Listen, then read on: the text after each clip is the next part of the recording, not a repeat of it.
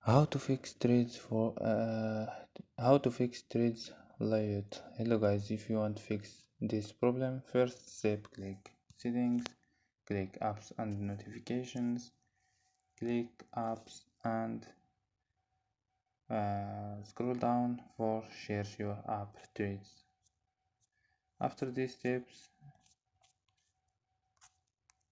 click force stop and click storage, click clear data and click clear cache.